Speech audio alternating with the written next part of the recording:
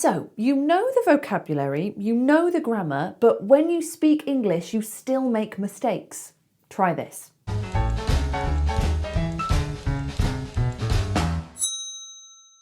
Follow these tips to minimize mistakes. It won't happen overnight, so be patient. Like this? No, not a patient, be patient. Oh.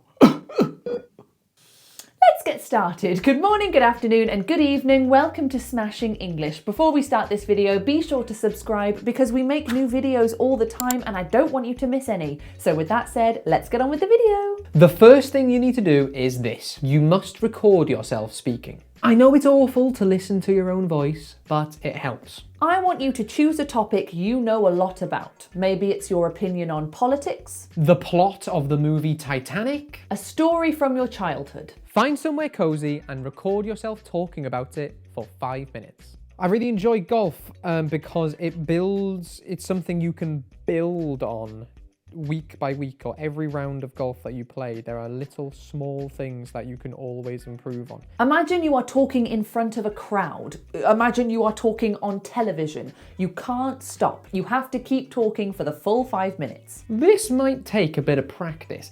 The first time you do it, it might sound like this. There's a boat, and the boat sails on the water into America, I think. And there's some boobs, and a boat, and... But you need to talk out loud. There is no way your speaking will get better if you don't talk. And don't plan what you're going to say. Just talk and keep talking. Once you have this recording, listen back. Spend the first 30 seconds saying, "Ow, I hate the sound of my own voice." Then really listen. Can you spot your own mistakes? If you know the grammar rules, you should be able to hear them if you really listen. Write down any mistakes you make. Can't hear any mistakes? Try a different topic and speak faster. Listen to the recording and write down your mistakes. Still can't hear any mistakes? Well, look at you. Mr. Fancy Pants. The next tip we have for you uses the list you've made. Once you have a list of at least 3 mistakes, let's say for example, forgetting to use the present perfect tense, the TH sound, and forgetting to put ED on the ends of words, take a good look at that list. It is extremely important to be very aware of your specific weaknesses. It's time to get physical. Choose something physical for each mistake. I know that sounds insane, but maybe I am insane. I don't know. So we're going to choose something physical for each mistake. So present perfect, we're going to do a clap. The TH sound, we're going to do a wave. And the ED sound, we're going to do a karate chop. Okay, so we've got present perfect, clap, TH, wave, ED, karate chop. It doesn't matter what the movement is, whatever works for you. And that sounds ridiculous. Sometimes improvement lies at the other end of ridiculous. Fear of embarrassment stops us from pushing ourselves, so just trust us on this. Try talking about another topic, but speak slowly. Really slowly.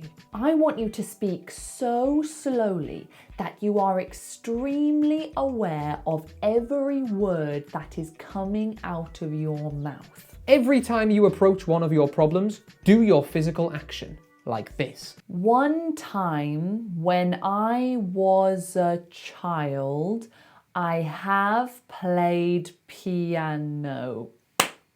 I have played piano. I played piano. I love being a child. I loved being a child. I loved to play the piano. To play the piano. Now, how will this help you? It's a way to encourage speaking mindfully. If you know the grammar and you know the vocabulary, but you're still making mistakes, It might be because you're not speaking mindfully. You are just speaking without thought. If you slow down and do actions for your common mistakes, you're forcing yourself to be aware of the words coming out of your mouth. We get so comfortable speaking that words come out of our mouth before our brain has a chance to register them. By adding physical actions, you are telling your brain that these language features are important and they need to be focused on. Try it. See if it works for you.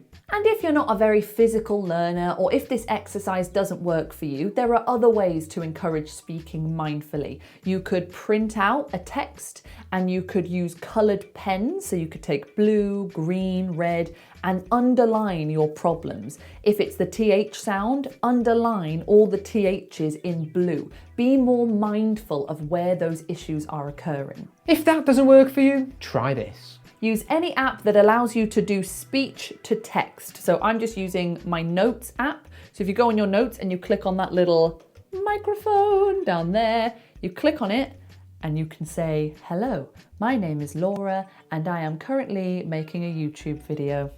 Isn't that fun? And it makes it a text, so speech to text. So I want you to talk to it for 1 minute. Again, choose a topic or story and just talk. I would like to talk about chess. I haven't played chess very often, but when I do play chess, I really enjoy it. I like that you need to use your brain. I like that you're not using a phone, so you're not being distracted by the world around you. You can really just be invested in what's in front of you. Once you have the text, check it. Read through. Are there any uses of vocabulary that feel weird? Are there any points where you make a grammar mistake? Are there any times where you use the wrong tense? Have a read.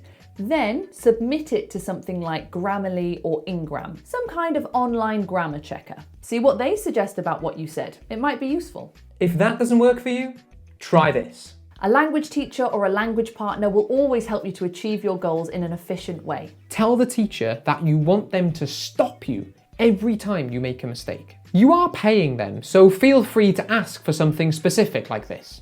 It's like telling a masseuse how much pressure you want. Bit firmer, please.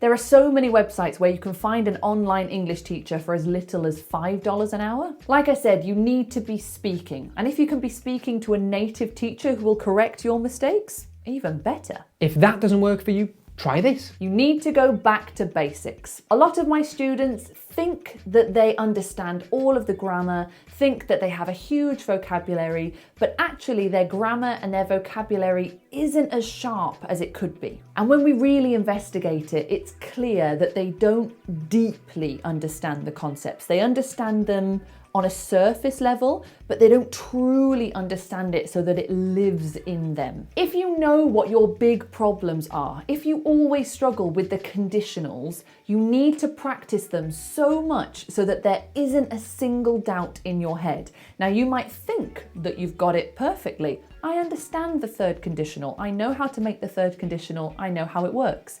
But why do you keep making those mistakes when you're speaking? Clearly there's something that isn't quite clicking, so you've got to practice it more and more and more than you think. You need to understand these things just as deeply as you understand that 2 + 2 = 5. That's not right. It is true, sometimes you need to take 1 step backwards to take 2 steps forwards. Sometimes we need to be honest with ourselves. We need to realise that maybe our grammar isn't quite as amazing as we thought it was. It's still great, we understand 90% of the grammar rules, but just that little 10%, we need to go back a little bit and really revise. Don't be ashamed to go back and look again. And our final tip is there is always something to improve. No matter what level you think you are, there's always something to practice. I'm a native English speaker and there are still loads of words I don't know the definition of. So if I wanted to expand my vocabulary, I could. There are still more things for me to learn. You will never finish learning English. You will never reach a point where you say, I'm done. There we go. I've done English. There will always be more. But be excited by that. Don't view that as a scary thing. Don't think, oh no, there's too much to learn. I will never do it. Take joy in it. It's like this huge adventure. It's discovering a whole new world and the world keeps revealing new things to you. Enjoy it. So keep going. We believe in you. Thank you so much for watching. If you enjoyed it, please give it a like. If you have any questions, leave them in the comments down below. If you want an English lesson with me or Laura, the link to that is down below. Thank you so much for watching, and we will see you next time. Thank you very much for watching. We'll see you next time. Ta-ta!